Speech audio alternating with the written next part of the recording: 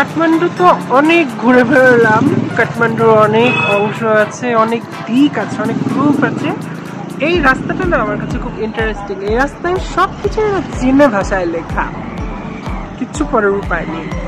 অনেক বড় একটি সড়ক এবং সবচেয়ে বেশি চীনেরা বোধ হয় এখানেই থাকেন। আপনারা দেখেন সাইনবোর্ডগুলো, বেশিরভাগই চীনা ভাষায় লেখা।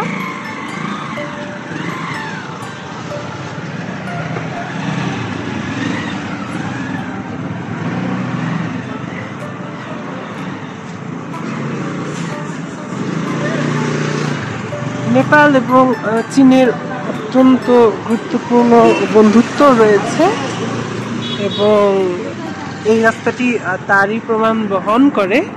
কারণ এই রাস্তায় অবস্থিত যত রেস্ট হাউস, হোটেল, হোস্টেল, দোকান আছে এগুলো অনেক চীনা ভাষায় লেখা, এগুলো নেপালি ভাষা নয়।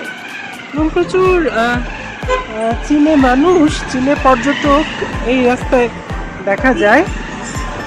আমি এই রাস্তাটা মনে মনে খুঁজছিলাম, আমি খুঁজে পাইনি। ও কি সুন্দর, একদিন এসেছিলাম, আমি খুঁজে পাইনি। তারপরে আজকে আমার হঠাৎ চোখে পড়ে গেল। আপনারা এই রাস্তায় এসেছেন কি কাঠমান্ডু এবং চীনে খাবার খেতে, চীনে মানুষদের দেখতে, আমার সঙ্গে শেয়ার করতে অবশ্যই ভুলবেন না যেন।